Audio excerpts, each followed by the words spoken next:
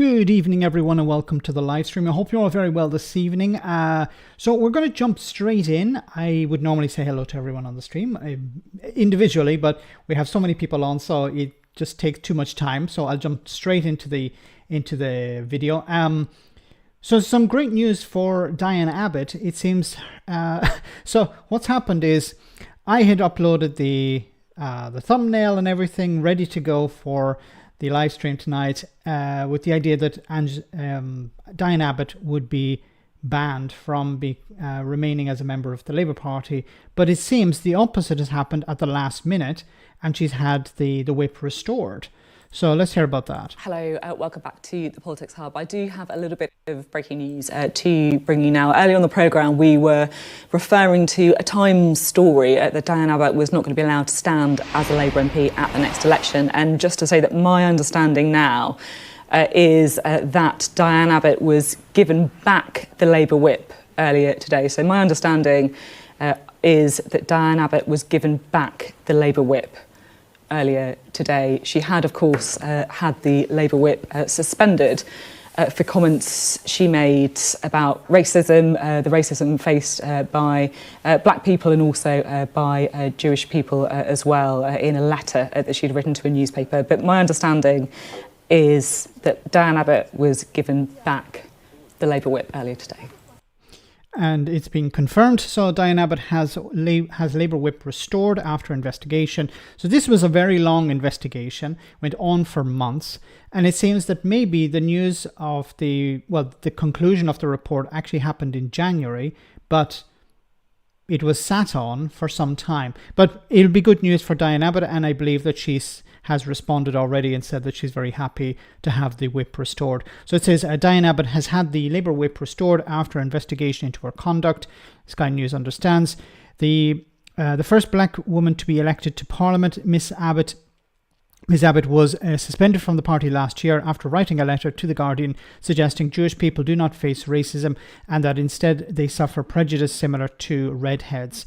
I think this is a bit of a oversimplification of what she actually said. I believe what she said was that white people, including Jewish people, face a different type of prejudice. They don't face racism, but they face prejudice. Look, I'm not going to get into the right or wrong of what happened there, but I'm more interested in why the Labour Party decided to do this. Why did they decide it would be a good idea to restore the whip to Diane Abbott? I think it's because they calculated, well, it would actually be better to have her on board than to have her outside. We're losing support, especially over Gaza. We're losing support with the left of the party, and it would be good to bring her back in. I don't think they're going to bring back Jeremy Corbyn, but the fact that, the way they can present this is, look, there was an investigation. The investigation concluded with its finding that she should have the whip restored, and she had the whip restored. That's the way I think they're going to present it. I think they have calculated that, yes, they may lose some support by restoring the whip to why do I keep saying Angela Rayner? I'll get to Angela Rayner later. To Diane Abbott. They're going to lose a bit of support over that, but they will gain more, I think, by having her back. I think a lot of people on the left were very upset that Diane Abbott had been kicked out, had the whip removed, and they will be, satisfied that she has had it restored. And I think it will stem some of the loss of support the Labour Party has been hemorrhaging, I think, to the Greens or to other parties, especially, for example, an independent like Jeremy Corbyn. So, yeah, I think this is good. It's good news for Diane Abbott, and I think the Labour Party would benefit from this. Let me read some of your comments, guys, because I'm not going to say hello to everyone, but I'll try and say hello to as many as I can. Tories and Farage have said worse, yes, and I'm going to get to Nigel Farage in a little bit later on. Not just Jewish, she also singled out travellers and Irish people. This reeks of public pressure having positive results rather than anything from Labour. Yeah, I think this is, a lot of people on the left were putting pressure on the Labour Party. Look, she hasn't done anything wrong. That's what they've been saying. And she should have the whip restored. And it's not like it's some blow-in from 2019. Diane Abbott was a trendsetter. Diane Abbott, I think she was elected in 1983, so she's been around for a long time. And once again, it's not she's been somebody who's been in the party most of her life. So it was I think it was a massive blow to her to have the whip removed, and I think she'd be very happy to have it back. Starmer got caught, and he had to buy a whip from Gavin Williamson.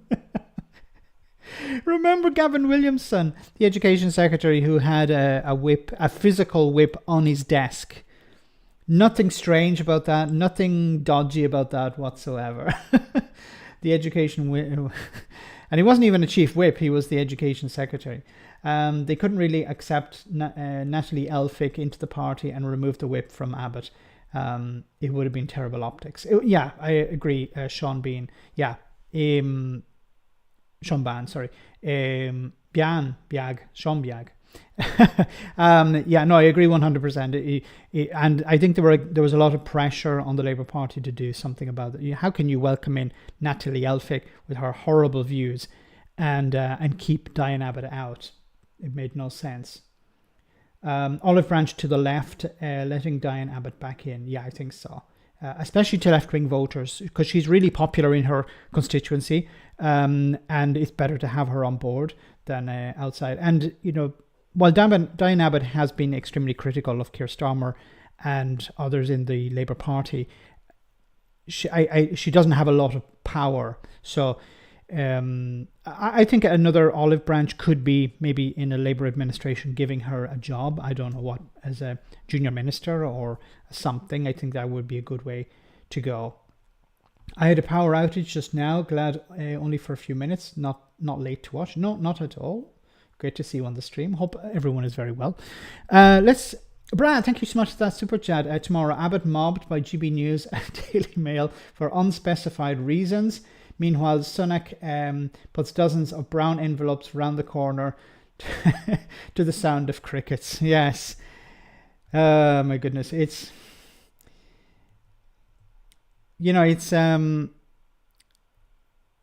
when it comes to like the likes of GB News and the Daily Mail, they've been really hounding her.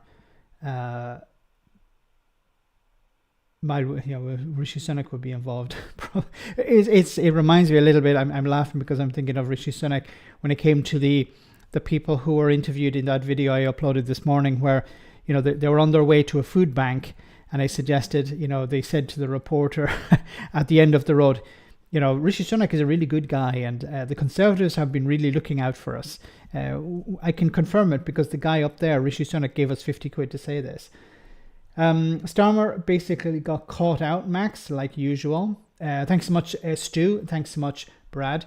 I think it was a bad move by bringing on Natalie Elphicke. Like, if it was the guy from the week before, I don't even remember his name, the Tory MP who is a doctor, at least you could present him as, look, he's a doctor in the NHS. He knows something about the NHS. There's value in having somebody like that on board. But when it comes to Natalie Elphicke, what does she bring? Like, she's a Tory. That's all you can say. We have a far-right Tory brought on board. So she's jumped ship. It doesn't sit well with the party. It doesn't. I also think, the Labour Party made a political calculation. Look, the public don't really care about the politics of this individual. They probably don't even know who she is. All they'll read in the paper, or all they'll understand is Tory switches to Labour.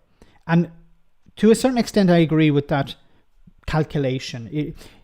Most people don't follow politics. So all they'll hear is Tory flips to Labour. Oh, okay, Labour must be doing a good job if somebody from the Conservative Party has flipped over, has crossed the aisle. That's all they'll really hear about. That's all they really care about. And maybe that was the calculation that Starmer made. But you also need to respect your base. When it comes to Brexit, we most people here are pretty upset about how Labour has been dealing with Brexit. And it just seems, even today, Rachel Reeves was talking about Brexit but not mentioning the B word, which was a little bit frustrating, to put it mildly. Anyway, guys, let's move on to another MP. Well, but this MP is on the way out, I think. This is Andrea Jenkins, Brexiteer. Hi, I'm Andrea Jenkins, and I'm fighting to be re-elected for the new seat of Leeds South West and Morley constituency.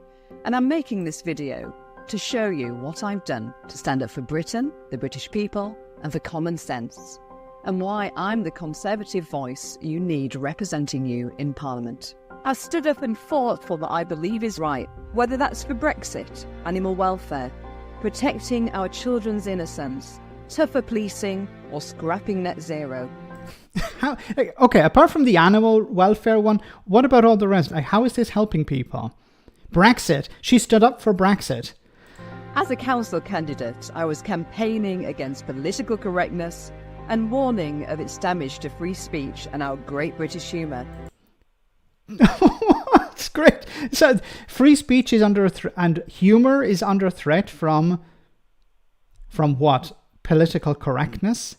Like, we had two comedians on the Sunday Roast some weeks back, and they explained perfectly how comedy remains the same, but the audience changes. So people, it's not that the comedy changes, it's the comedy remains the same. It's the audience that changes over time. So in the past, the audience would have preferred a particular type of comedy, and that comedy was laughed at. But now it wouldn't be laughed at because people don't find it funny.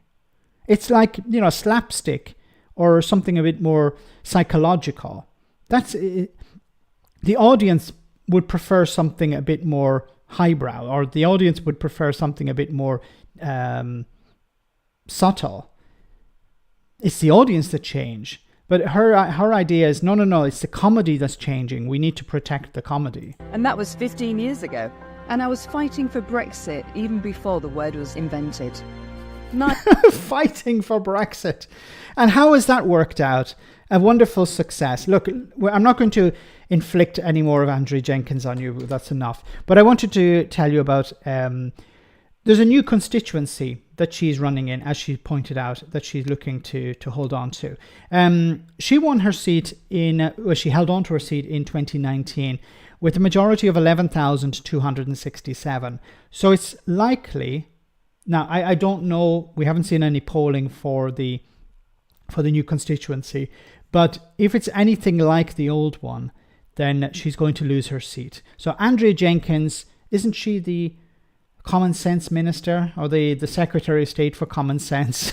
She's going to probably lose her seat. And as she's running, then she's going to be somebody who will be probably in a community centre at 3 a.m, waiting for the horrible results to come in. So, of course, I will be live streaming that, and it'll be a lot of fun. And look, if she wins, then we'll drown our sorrows together. But it's likely that she will lose her seat. I've heard her name mentioned several times now. I've seen Brexiter, Andrea Jenkins, yes. Just saying, that's all I know about her. Swingers will decide the general election. Swingers as in swing voters, yes. We're not talking about Michael Gove. No. Terry, what's her eating habits got to do with it? I don't get what the point. Okay. She and Pugwash Penny should go and stand up and fight each other. Pugwash Penny. Oh my goodness. Okay, moving on. As I said, Brexit and the Labour Party, I'm pushing against an open door here. Where is this report? Yes, here we go. So it says here, no case for going back into the EU, says Starmer. So Sir Keir Starmer has been at an Airbus factory in Hertfordshire this afternoon and has fielded questions from the public and reporters. Speaking to the latter, he was asked whether a Labour government would review freedom of movement with the European Union. We haven't got it anymore, and we're not going back. Not going back where? The question was about freedom of movement. There is no case for saying we go back into the EU. He referred to the outcome of the 2016 referendum despite having later campaigned for a second referendum. But Sir Keir says he thinks we can get a better deal with the bloc. He called for a closer relationship, especially on trade and defence. Hugh, the musical engineer, thank you so much for that super chat. Starmer needs to listen to the clear majority who want to rejoin the EU. Labour will have nothing to offer Scotland if they don't undo Brexit. That's a very interesting point. Yes. If Starmer was to say, look, we want to rejoin the European Union, this would be something I think a lot of Scots will be on board with. Look, are they going to flip to Labour? Probably not. But and he's not going to talk about rejoining the EU before this election. Definitely not. Look, we can see here what he said, that there's no case for rejoining the EU, for going back into the EU. But there is a majority who think that Brexit was a terrible idea, a significant majority. A smaller majority would like to rejoin the EU. And while I understand it's easy to say, look, rejoining the EU, would you like to do that? Yes. Okay. Would you be willing to adopt the euro? Would you be willing to go back into freedom of movement, bring back freedom of movement? Would you be willing to do X, Y, and Z? Would you be willing to, go along with a lot of these things? Then support generally declines a little bit. That's where I think it's important that you have a good salesman. And I don't mean that in a negative way, salesman or saleswoman. I don't mean that in a negative way. I mean somebody who's able to present the European Union, membership of the European Union, in a very positive way. So I think, and I've mentioned this before, normally in videos, but I've touched on it once or twice during a live stream. The problem with the Brexit referendum, there were many problems, but one major problem was, on the one side, you had the Brexiteers who said, look, we need to leave the European Union. If we do, everything will be fixed. NHS problems will be resolved by leaving the EU. Farage was front and centre in that.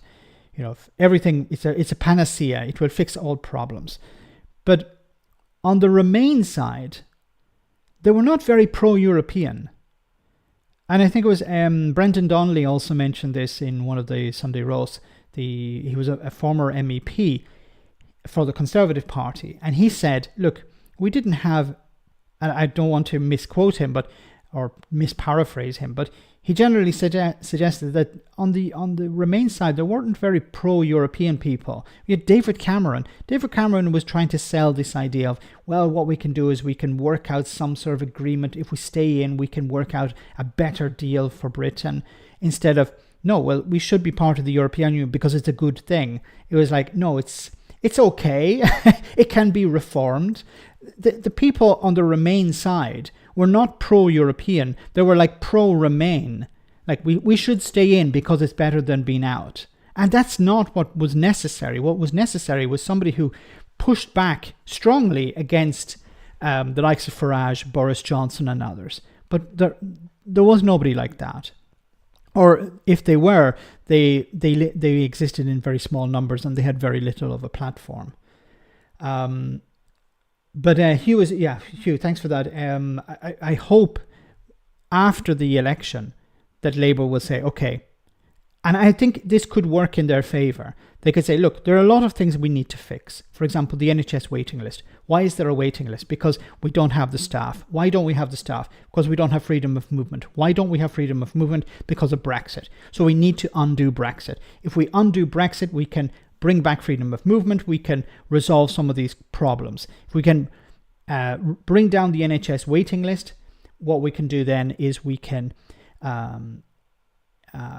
get more people into work. We can help grow the economy. So I hope that's what's going to happen after the election, that Starmer will say, look, now the problems that we're facing, a lot of it is down to us being outside the single market, outside the EU. If we rejoin the EU and eventually the single market, we can fix all these problems, or we can at least tackle them, because we can't outside. Like, no sort of agreement is going to fix non-tariff barriers. Being outside the EU, the EU is not going to give a deal to any country, no matter what size that country is, if it's the same as being membership. You have to be a member in order to have the best deal possible. So I truly hope what's going to happen is Starmer and his team are going to communicate to the public, we want to grow the economy, we want to fix these problems that we've inherited, this disaster. In order to do that, we need to rejoin the European Union. Brexit is like, whoops, just saw a comment before. Brexit, Brexit is more like pushing against a door that says pull. Yes, well said, Shal. Brexit criticism is so taboo. Lord Voldemort said, no talking about it is stupid. Not talking about it is stupid. Yes, it's depressing because it's there. You can see the problem. What are the problems for exporters? The extra red tape. What's the problem for importers? The extra red tape, the costs related to that. What's the problem for the hospitality sector? We can't find the workers. Why? Because freedom of movement has ended. Universities, they need to bring in students from abroad. They're relying more on students outside the European Union, but they've been forced to do that. So there's no, but unfortunately the media, to a certain extent, and the political parties won't touch it. They'll say we need to make Brexit work, or we need to improve Brexit. It's like having a sandwich made of vomit and saying we need to make this vomit sandwich taste better. Add a bit of salt, add a bit of spice. It's still a vomit sandwich. Sorry for the graphic image, but you know that's what Brexit is. What you need to do is throw away the sandwich and have something better. Although you can't do that, because if you could try to go into the European Union with your sandwich and say, "Welcome to the Brexit, sir." Welcome, Stu, to Discord, which is strange. I thought you were already a member of Discord. Thanks, Brad, for that. Countdown to power. Sorry about that. Night Raven, great to see you on the stream tonight. Hope you're well. Okay, let's move on. So I think what's going to happen is eventually the Labour Party will decide, look, we need to, I hope this is the case, we need to fix things, and the way to fix things is to rejoin the European Union. And look, it'll come first, rejoining the European Union and then the single market. I don't see it the other way around. So the big issue this week, the Tories have been trying to sell all sorts of ideas, but one of the big policies they're trying to push back on is Labour's plan to introduce VAT on private education, private school fees. One Angry Pagan, thank you for that comment. Max, good evening from South Devon. Realignment is the first stage of rejoining.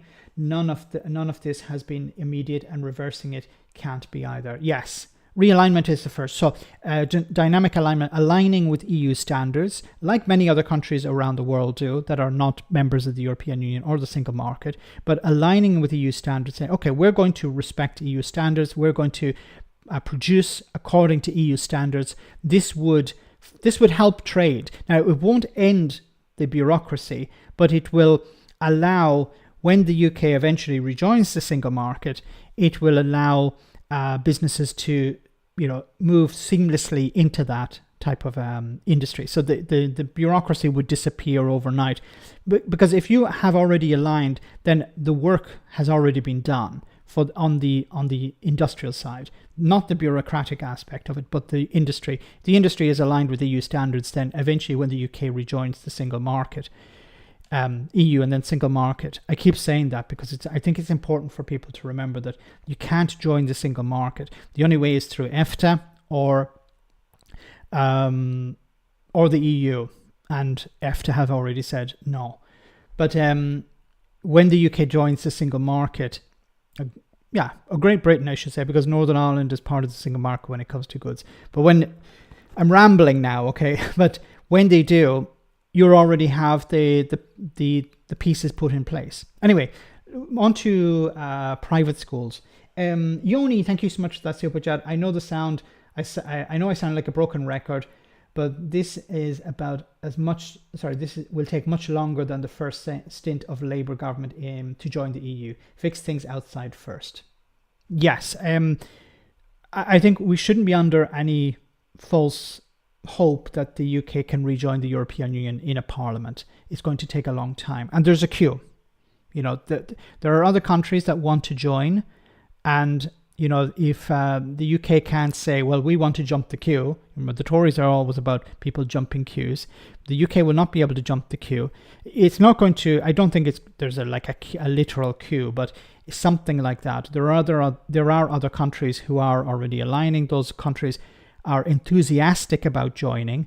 The UK at the moment, the UK government in particular, the people want to rejoin, but the government and the political parties don't. And we need the political parties on board. We need to put as much pressure on a Labour government as possible to support rejoining the European Union. And I think what you're going to see when Labour are in power, you're going to see pushing from the left in particular to rejoin the European Union. You're going to see maybe the Rejoin EU party put pressure on Labour during a by-election, the Green Party, the Liberal Democrats. So in a similar way to the Conservatives when Reform UK were attacking them on immigration, I think you're going to see other parties attack Labour when they're in government on the issue of rejoining the European Union.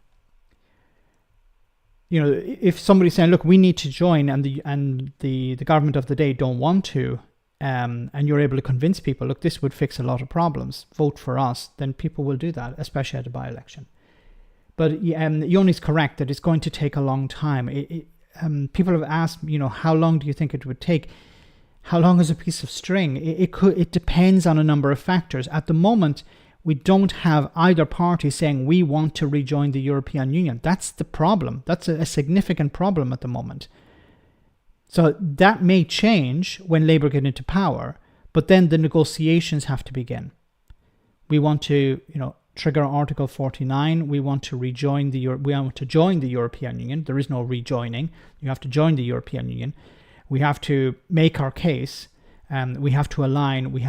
And I think, and this is fundamental, the politicians have to be enthusiastically supportive of the European Union. We can't have this sort of wishy-washy, well, we'll try and get a deal and we'll try and cherry pick and we'll try and have, something, we'll try and be in the European Union, but we don't want to follow all the rules, stuff like this. That will not fly.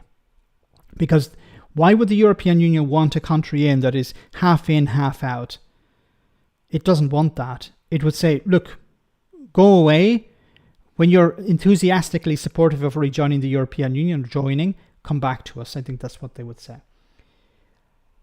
Anyway, let's move on to this story about the private schools. Now, this is a very interesting headline because there was exactly the same headline about 2 months ago. From a report that came out that led to exactly the same headline, actually in the Daily Mail. So obviously we've only got the front page. We don't know if they're quoting the same report or there's another report that has said the same thing. But that first report was pretty much debunked by tax specialists. They pointed out that it was based on a very, very small sample size and didn't actually speak to parents. It just spoke to head teachers and bursars, that's where the data came from. Now, private school fees have, over the last few years, gone up by more massively than 20%. And there's been pretty much no reaction to that.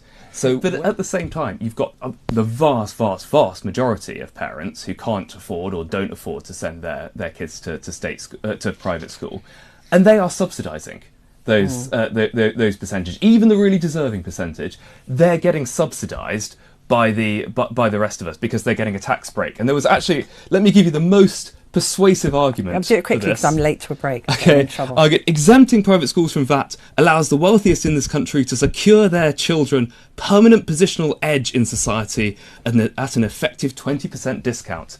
That was Michael Gove who said that. My goodness. Please do follow Sam if you're not already following him on Twitter. He knows his stuff really well. And this is on Talk TV. So sometimes Talk TV is like a broken clock, right twice a day. But, it's Sam that's right, not so much Talk TV. But you think about it. So school fees have increased more than 20% over the last number of years. But we better not increase VAT to 25% because that would result in an exodus of students going to the state schools. Now, of course, the bigger question here is, yay, Sam is on the stream tonight. Yeah, great to see you, Sam. And well done in this. You're wonderful to see on Twitter. I see all of your interviews on as many as I can on Talk TV. It's great to see you on the stream tonight. Do check out Sam. Do follow him on Twitter. But as you know, they keep saying about how so many people are going to go over to the state sector, the state schools.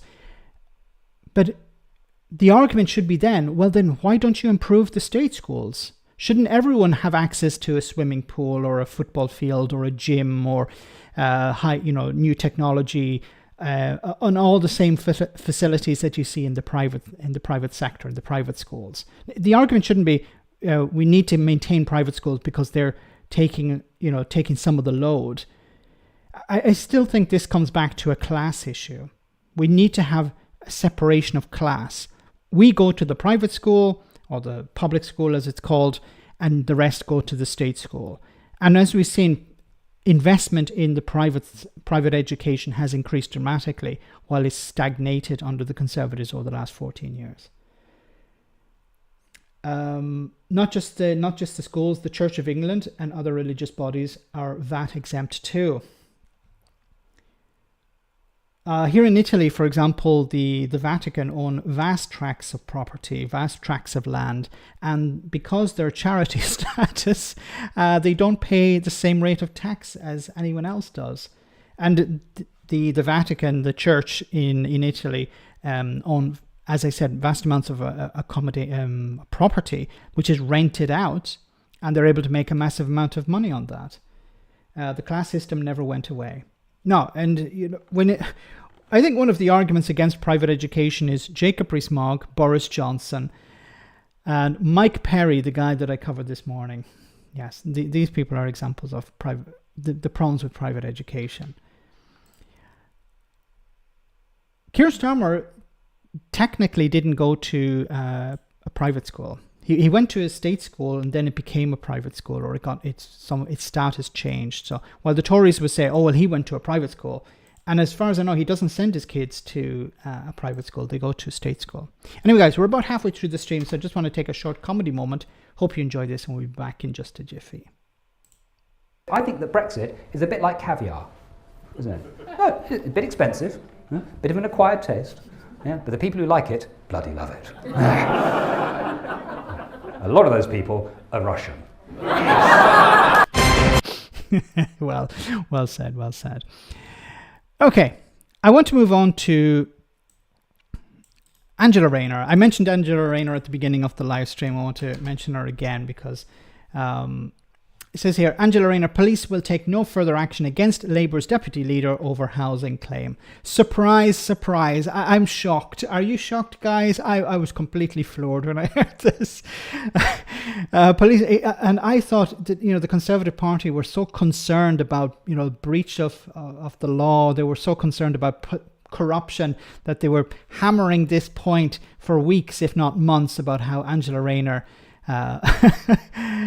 was a bit dodgy and something had to be done about it.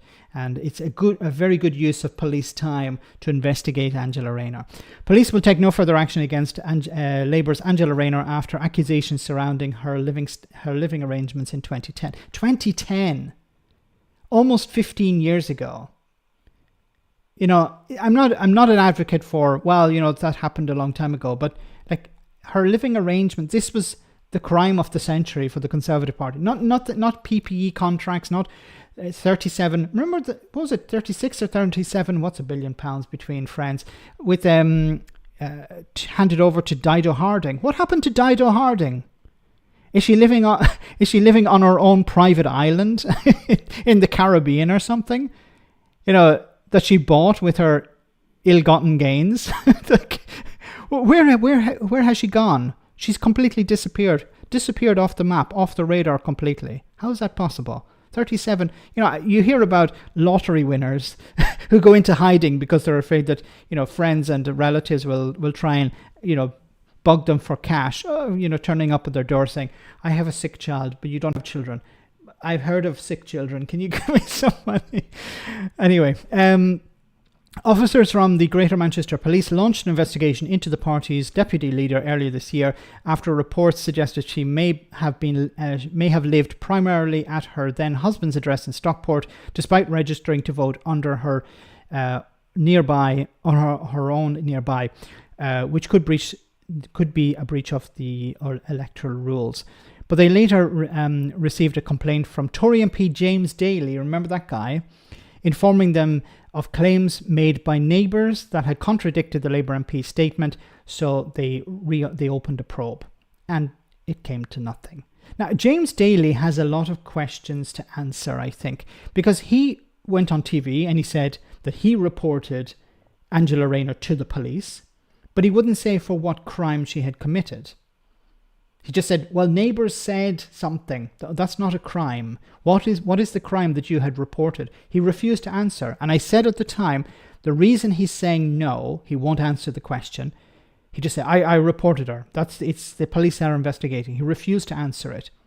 And I said at the time, because he knows that there's nothing to see here, and it will eventually come back to him if he said, well, I believe she committed X crime.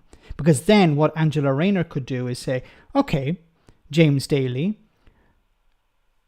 give us the evidence for the claim that you're putting forward that I committed a crime. Because to say that there are crimes being broken here if he has said that she had committed a crime when she had not committed a crime. I don't know if that's slander. Libel is if it's written down. He said it, so I presume it's slander, so he could be in trouble for slander. Also wasting police time. I could go out and start writing, I could say, well, so-and-so committed a crime and I demand that the police investigate that, and it turns out that they didn't do anything. Then the onus will be on me to present evidence to the claim. I can't just make it up, wasting police time. So James Daly, is he going to answer questions to the police? Is he going to help them with their inquiries? That will have to remain to be seen. So we got some other people on the stream tonight. We have Big Match Studios. Check out Big Match Studios. We have Indie Truck Davy. Check out Indie Truck Davy's YouTube channel for all things Scottish. Daily Blasé, Reagan Elite as well. Check out both of them. And if there's anyone else who has a YouTube channel, let me know in the comments, in the chat. I'll send people your way, because I'm very lucky to have this very big platform. So I try to help out if I can. Smaller channels, do check them out. Do give them your support. So let's move on to another story. This is funny but frustrating at the same time, because you know me, I'm a big fan of Nigel Farage. About the wave of, and I'm using his words, not mine, aggressive young males that are coming into Poland, having crossed the Mediterranean, and he has said that this is now a matter of national security. Nigel Farage with his customary inflammatory language there at a Reform UK press conference. He declined to stand for a seat, but we will have more on what Farage is saying. If you want to follow it more, just follow the... About the wave of... Now, technically what Farage was doing here was repeating somebody else's phrases, but he's used this language himself before. So it's typical for Farage to use this type of language. So he was repeating somebody else's words, but he often uses this language himself. Now, what happened was the BBC apologised.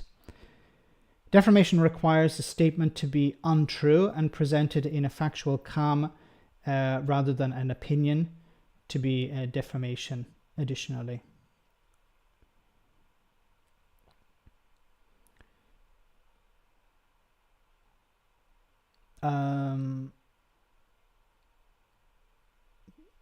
So it says here, what happened to impartiality? This is Farage writing to the reporter.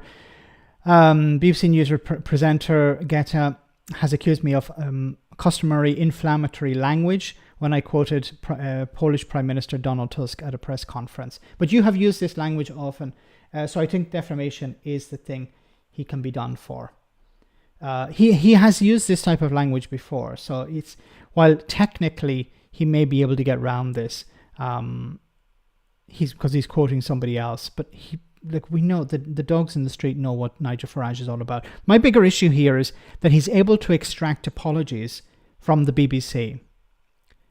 Like, the BBC could have said, actually, that's not what we meant. What we're doing is we're reporting on what was said, and you support this language. Like, it's if you're reporting something and you support it, you're not reporting it in a critical way. He wasn't criticizing Donald Tusk here. He was saying, well, Donald Tusk is saying this, and I agree with that. I agree that we need to crack down on young men coming into the country. This is, and he said it before. But the bigger problem I have with this is not so much the language, it's the fact that Farage is able to extract apologies from the BBC. Farage has criticized people online. GB News, for example, members of GB News have insulted the likes of Keir Starmer and others. Have they apologized? Have they been asked to apologize? Well, people have asked them to apologize. Have they apologized? Of course not. So when it's Farage's friendly GB News that criticize somebody, insult that individual, that's okay. But as soon as the BBC say, well, you're using inflammatory language, then that's the problem, that they need to apologize. Once again, the issue here is about how Farage is able to extract apologies and all sorts of comments from the media, from the mainstream media, while others cannot. It reminds me of the Coutts banking fiasco. I remember at the very beginning, I said there's something dodgy about this, something dodgy regarding Farage. And people on the left and on the right were saying, no, it's Farage who's been wronged here. People should have the right to bank and stuff like this. And I'm not blowing my own trumpet here, but it turned out I was right. Farage was dodgy. He was the problem, not so much the bank. Some of the people at the bank handled it pretty badly, but the core problem was Nigel Farage, not the bank itself. And what happened? The bank apologized. They said, well, what we'll do is, not the bank itself, but a branch of the group said, what we'll do is we'll give you another bank account. And he was like, no, I don't want that. I'm not going to bank with you people. So the media was the problem here. The media amplified this. Nigel Farage, when he does these types of things, should be ignored. He's not a sitting MP. He's not an MP. He's not even officially the leader of Reform UK. He's an honorary leader or honorary member. He's the de facto leader, we know that, but officially he's not. So why is the mainstream media covering him, providing him a platform? This is the problem here. I keep saying this. When in the run-up to the Brexit referendum, I remember watching TV and I was like, why the hell is Nigel Farage always on TV? Why is it that when he says something, he's never challenged? Or if he is challenged, he's challenged by an expert, but this expert is like, well, a nobody politically, or a nobody in the sense of, in regards to, I don't know, the standing of the public. And I don't mean that in a negative way, that they're a nobody, that nobody knows who they are. They can say something and then it'd be forgotten. But Farage will be back the following week regurgitating the same talking point. The NHS has problems, but it's because we need to leave it's because of the EU. If we leave the EU, we can fix all of these problems. And he wasn't properly challenged on that. And he was wrong, and now he's back being amplified once again. Now, can you think of any other situation where you could be proven wrong and then you'd be welcomed back to speak again? Just imagine any situation. Like, where people make mistakes, they should apologize and try and correct the record and say, look, this is why I said X, Y, or Z. But Farage is not. He's somehow excused. He's somehow different. He can lie, cheat, swindle, be a charlatan, and get away with it. And not just get away with it, but be welcomed back the following week to do it exactly again. Do this exact same thing again. It's not just about politics, because politics is the problem, but he's beyond that. And this sort of gives him a sort of almost godlike status, because he can't be criticised by the mainstream media. The mainstream media will give him a platform and they won't push back. It seems to be, and I'm not criticising English people, I'm criticising English media, because I've seen Farage in other parts of the UK, in Scotland, in Wales, and he receives some pushback from the media. But in England, he received nothing. It's like they're afraid of him. They're afraid that he may get on the phone to somebody within the BBC and have me sacked. So I better, hit him with softball questions. I better not push back. My career is on the line. Like we saw when he tried to convince the Irish journalist in the RTE to, Ireland should consider leaving the European Union. He received fantastic pushback there. He was owned completely. But because he was outside his, safe zone, the Irish politicians, the Irish journalists were like, fuck you. We're not going to cow down to you. We don't care who you are. We see through you. We know exactly what you are. We're not afraid of you, Nigel Farage. Brian, thanks so much for that super chat. Impartiality isn't striking a balance. It's looking out the fucking window and seeing who is reporting the weather currently. Yes, exactly. This is the super chat of the night. Is it perfect? Impartiality isn't striking a balance. It's looking out the fucking window and seeing who's reporting the weather currently. Well said. Well said. And something has to change. Something dramatically has to change, because Farage and others are able to, mainly Farage, is able to get away with this and receive zero punishment. David, thank you so much for that super chat. The mainstream media no longer hold truth to power. They're setting the narrative, a right-wing narrative. Yes. And we've seen it over the last number of years, how immigration, even on Sky News, which I use all the time because I find it the most reliable source, the most impartial, but even they are talking about illegal migration, about people crossing the channel illegally. We know that's not true. We know that illegal migration, if you want to call it that, is about people overstaying visas or whatever. And even that isn't technically called illegal migration. It's undocumented. This is a right-wing term. It's adopted from the US, from the Republicans in America who've been saying illegal migration, illegal migration. This wasn't a term until recently. It's another right-wing term that's been adopted from the US. It's toxic. Illegal, and I keep asking the question, and unfortunately no journalist will actually ask the question. When somebody like Farage or Boris Johnson or Rishi Sunak or Liz Truss or anyone on the right says illegal migration, then the question should be, well, if somebody has broken the law, you're saying it's illegal, why have they not been arrested? Is it because there aren't enough police officers?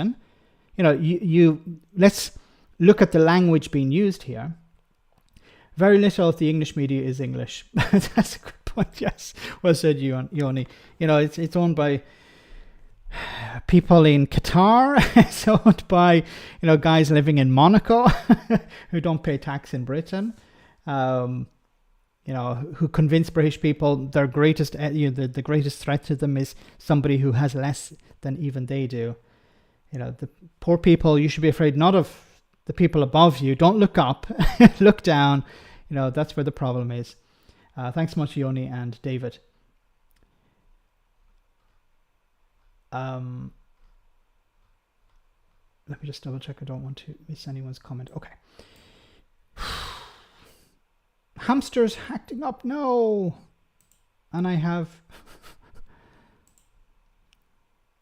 Scotland, most minorly mannered city. Scotland's most mannered minority. Max was broken again. No, hopefully it's fixed now. Apologies for that. I even have Starlink, which is supposed to be quite good, but the weather here is a bit strange. So I'll blame it on the boogie. I'll blame it on the weather. Okay, I want to move on to another Brexit-related story. Hopefully this is working for you guys. Hugh the engineer, musical engineer, thank you so much once again for that super chat. Did you know that there's a list of powers reserved to Westminster from Scotland, including time and outer space? Yes.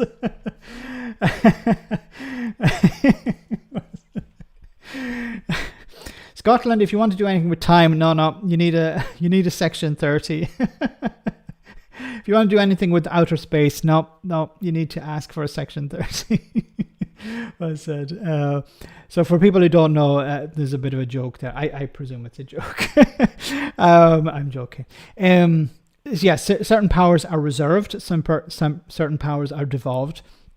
The very important powers like immigration, income tax are reserved. So Westminster decides, while lesser powers, you could say, are devolved. So, don't want the Scots getting out of country, getting their hands on the levers too much. So limit the amount of power that they have. So yeah, you can raise certain tax, but not income tax. And immigration, no. That will definitely not be devolved. It'd be interesting to see if Labour don't support another referendum for Scottish independence, but it would be interesting to see if they will devolve more powers. I know many Scots in the chat will be screaming at me going, no, they will not.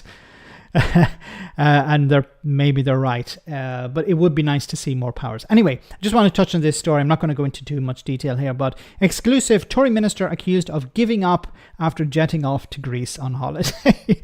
Brexit hardman Steve Baker has thrown in the towel and said, income tax is devolved, Max. I thought that income tax was reserved.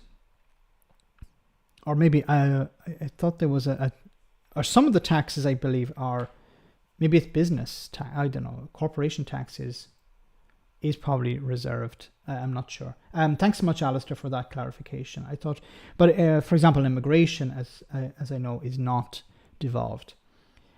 Labour will definitely not support a second referendum on independence for Scotland. You're turning into a stand-up act where they comment more than powers. About more powers.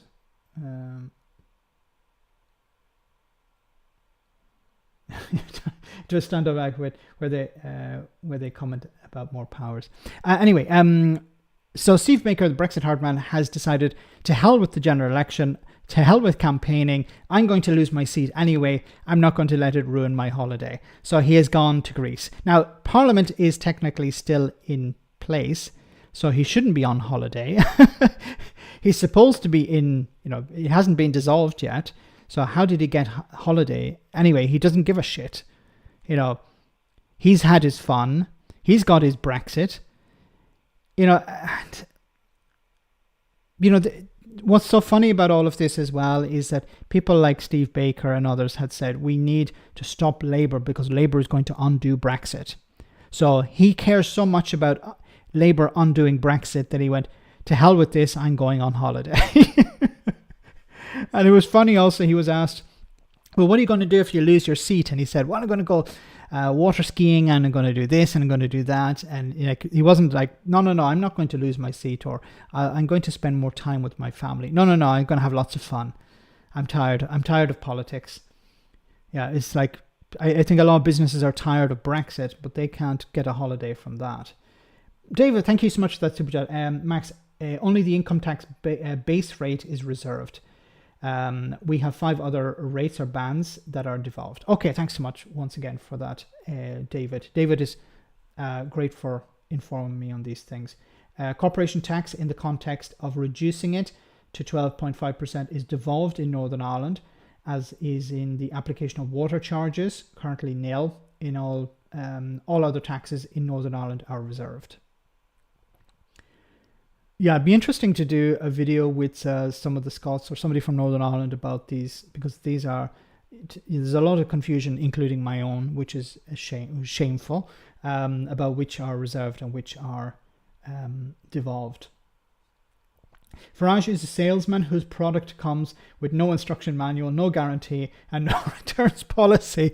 Yes, and if it explodes in your face, that's your fault. You said I didn't want an exploding device, yeah, but that's what you voted for.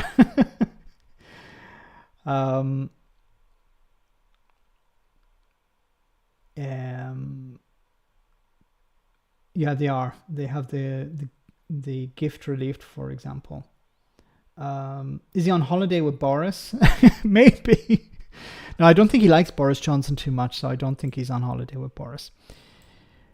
So I just want to touch on a little bit more on Brexit, because going from the Brexit hardman to a statement about Brexit, somewhat about Brexit, from Rachel Reeves. And we will forge a closer relationship with our nearest neighbours in the European Union to ease the burden of bureaucracy and red tape on British businesses, including a new veterinary agreement, an agreement on touring visas, and the mutual recognition of professional qualifications. Stability, investment, reform. And we will... Okay, so we know as before, it's not... we know as before, in order to bring down the barriers, you need to rejoin the European Union. So she's mentioned here about a veterinary agreement. That would help somewhat. It would mean fewer checks on animals. An agreement on touring visas for musicians. That was something that was on the table. The European Union said to Brexiteers back in 2020, would you like to have a touring agreement for visas? And the Brexiteers said, no, we don't want that. It doesn't help us in any way. We're not musicians. Jacob Rees-Mogg likes to play the harpsichord from time to time, but he doesn't really care about touring. Mutual recognition on professional qualifications. These are all small things that can help a little bit. But the main problem, of course, is being outside the single market, because getting goods in is a massive cost. Getting goods out is a massive cost, both in regards to paperwork and the actual cost of it. I remember reading about mechanics who are struggling to get parts because they have to try and source them in Europe, but many European suppliers don't want to sell to small producers because the quantities they're sending to Britain are too small to make it viable. We saw it the other way at the beginning of Brexit when it came to, for example, small cheese producers. They just gave up on selling into Europe.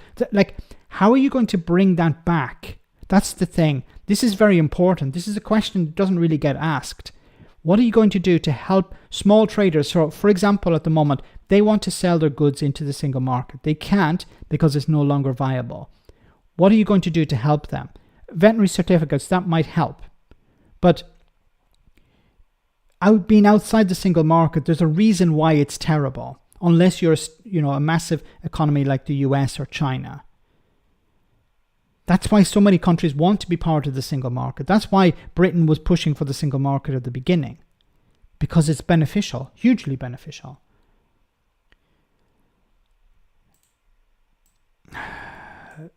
So there may be a little bit of leeway when it comes to taxes and growing the economy. So I'm not going to write a budget here. Rachel Reeves refused to rule out any further tax rises if Labour finds black hole in public finances post-election. So this could be some positive news. I've said before that, look, Labour have said, look, we can't increase taxes. It's not viable.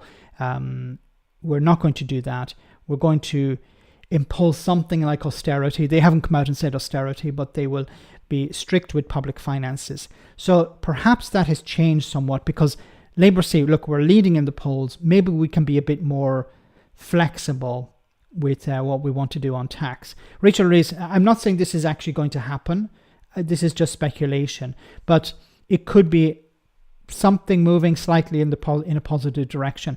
Rachel Reeves has refused to rule out tax rises beyond income tax, national insurance and corporation tax if Labour finds a black hole in the public finances once it enters government. So she's not ruling out a rise in raising income taxes. So this could be a case of what we're going to do is increase taxation on the richest in society, the top 1% or even the top 5%. Increase taxation on them to help fund public services. They'll have to do that. Make Brexit work by rejoining the EU. Well said, George. And great to see you on the stream tonight. Make Brexit work by... That's the slogan of the century. Better than get Brexit done. Make Brexit work by rejoining the EU. In an interview with Sky News, the Shadow Chancellor swerved questions on whether the government the government books might be worse than anticipated if Labour wins the election, and how the party would raise the money to deal with the pressing issues. Well, I think what should happen, and this isn't what normally happens, but I think the UK government should copy somewhat the US when it comes to a transition. So remember when Joe Biden or Donald Trump were elected, Donald Trump in 2016, Joe Biden in 2020, there was a transition period. So there was the president-elect, and the existing administration stayed in power for another few months to do the transfer. And I think this is actually a good idea. Now, I think it doesn't need to last months, but I think a big problem is you have somebody who's a shadow minister or shadow secretary of state on a Friday, and then on the Monday they're now the Secretary of State, and they have to learn everything straight away. I think there should be a transition period. I know the idea, get the Tories out as soon as possible, but I think ministers need some time to understand what the hell is going on, because they have, like Labour has said, in the first 100 days, you're trying to learn, okay, everyone in the department's name, your senior advisors, what's your name again? Yeah, you're trying to remember these people. You're trying to learn a lot in a very short period of time. Now, I understand that, as shadow ministers, they have briefings, they get a lot of information from the civil service, but it's not the same as being a minister. And I think it is difficult for them to hit the ground running. A minister bench notes. I doubt they can even read, let alone write. Labour are currently offering me nothing. If I find a way, I'd move what's left of my business to the mainland. I can never trust the UK electorate or government again since Brexit. That's terrible to hear. Sorry to hear that. Purity vendetta. And this is what we're talking about. Small business owners who are forced to try and continue to operate in the UK, but if there's a market there, they would have exhausted that market anyway. If you're growing your business, you grow first, with the national economy, within the national economy. Then you think about exporting. Exporting is when you reach your limits. Now small business owners like Purity are forced to leave because there's no opportunities left. You can't access the workers you need. There are massive barriers to trade, extra costs, and nothing in return. No support. The support is drying up from the UK government. Russia's not in the EU and thriving. Sorry. Thriving in which way? Building tanks. Anyway, guys, we're almost at the end of the stream. I just want to cover one or two more things before we go. Yeah, I think this is maybe a good thing to end on.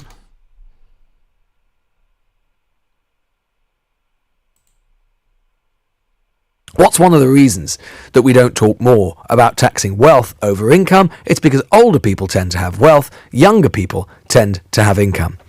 And so we put more and more of the burden endlessly onto younger people who are often spending huge proportions of their post-tax, their net income, just to keep a roof over their heads, get to work each and every day. Yes, I know there are people listening in and they're already saying, what about their avocado toast and what about their Netflix account? Grow up. Honestly, if that's what you think, you could not be more wrong. You are living on another planet. And it gets me really, really irritated because it has no cognizance, no awareness of, no recognition of the political world and the economic world as it actually exists. Because the economic situation has transformed in these last few decades, with a combination of collapsing living standards, wages which have been stagnant, and housing asset prices which have gone through the roof, disproportionately benefiting older people, the people that the Conservatives are going to benefit with this policy. Well said, Lewis. Well said. And, I think from the outset, he said the older generation care more about wealth, while younger generation care more about wages. And most of their income is going on paying rent, paying for, fees, for example, for university, or debt related to university. But more and more of their income is going away to things that they would normally not. Let me rephrase that. More of their income is going away to others. They're not spending it on themselves.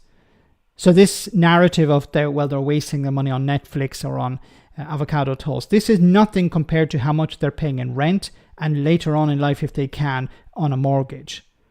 There was a time, and I think this narrative is changing. The older generation realize this, and this is not a criticism of older people. I think a lot of older people who used to vote Tory are starting to realize, yes, my grandchildren, my children are struggling. Why are they struggling? Because everything is more expensive now. Back in my day, in a family, husband, wife, a couple of kids, they could actually buy a house on one salary. They could go on holiday a few times a year. Nothing special, but at least go on holiday a bit. Could have a car, could have a phone in the house, could pay for stuff. Sometimes there were difficult times, but generally people were able to get through it. Now there are young people who are working every hour God sends, and they still have to rely on food banks, or they have to borrow money from friends. They can't afford to live in a city where they work. They have to live outside. They have to commute. And then they're seeing public services run into the ground by a party who's telling them you're lazy. From a prime minister whose wife is richer than the king, telling them, you need to, we're all going through it together. You need to pull yourself up with your bootstraps. You need to work harder. You need to cut back on stuff.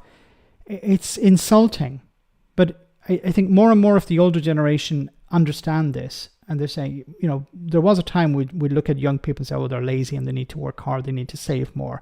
But they're looking, especially older people who have children or grandchildren, and they're seeing them actually, yeah, they are struggling in a way that I never would have struggled. 37,000 flat in Edinburgh in 1990 is worth £250,000 now. That's insane. But it's not surprising. How is somebody supposed to afford that? How is somebody supposed to buy that?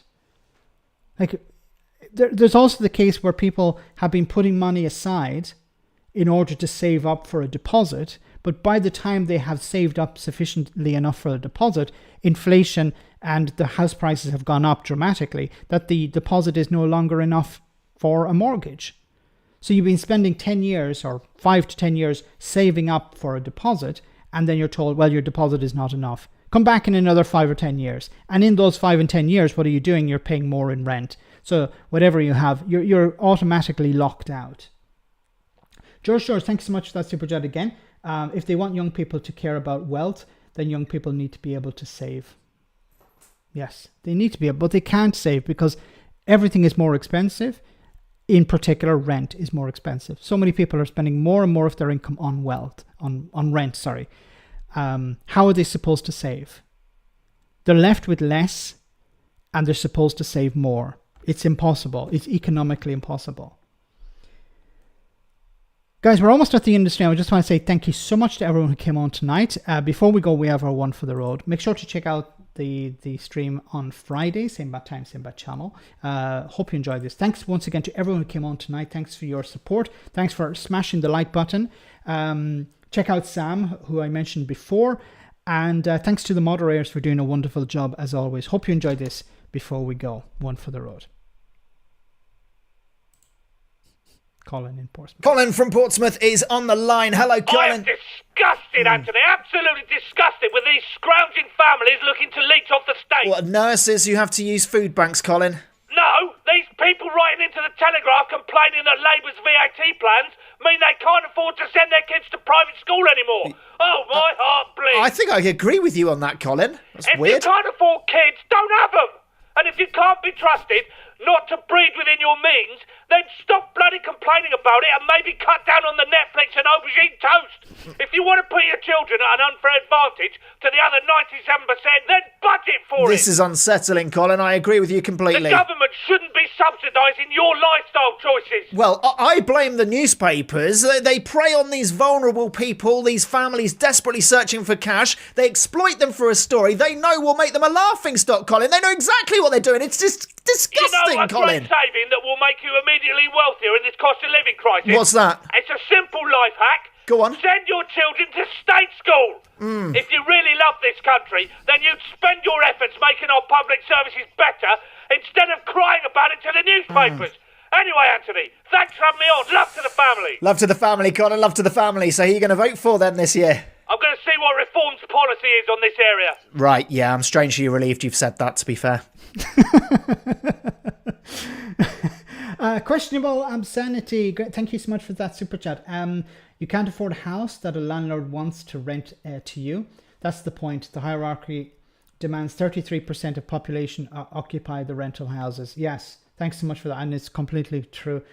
You know, it's since the introduction of right to buy and the ending of the chance of councils to build affordable housing using that surplus of cash. Of course, who was left to provide housing but the private sector, private landlords? And of course, you have a system where people are used to be able to afford their rent, or if they couldn't, they could get support from the government to help pay their rent, and that would go to the councils, who would invest that money in public services in the area. Instead, now what you're having is landlords, and some of them, and you see them on the Joe videos where they have like 40, 50 properties. These people have all these properties, and what's happening is the state is compensating them, helping them to get by helping the tenant pay the rent, instead of actually providing social housing, affordable housing, and then if people are not able to afford it, helping them with through taxpayer money to help them to pay the rent to the councils. So at least if people are struggling and they're getting support, at least it's going to the councils, who will invest it in new social housing, for example, or public services. Well, if you're handing it over to the landlord, private landlords or companies that are operating in property, what are they going to do? They're going to buy more properties. And of course, this drives up the price. Thanks so much for that super chat. George, once again, before we finish at the end, if you don't like paying tax, then don't have pounds. Yes. If you don't like paying tax, don't have money. Or just have investments. They don't get taxed to the same rate. That's why Rishi Sunak is able to be so rich, because he doesn't actually have an income. He has, investments. And Hugh, once again, Hugh, the musical engineer, thanks so much that the economy is built upon a mushroom cloud. Can't keep going up forever. Yes, perpetual growth is not sustainable. It will eventually run out, and something is going to break, and then it will reset. But I think the next time it resets, we have an opportunity to make it better, a better reset. It's called capitalism. Thanks so much, guys, for the super chats. Thank you so much for your support tonight, and thanks to the moderators for doing a wonderful job. Have a great week. I'll see you on Friday. More crazy stuff. As always, take care. Good night.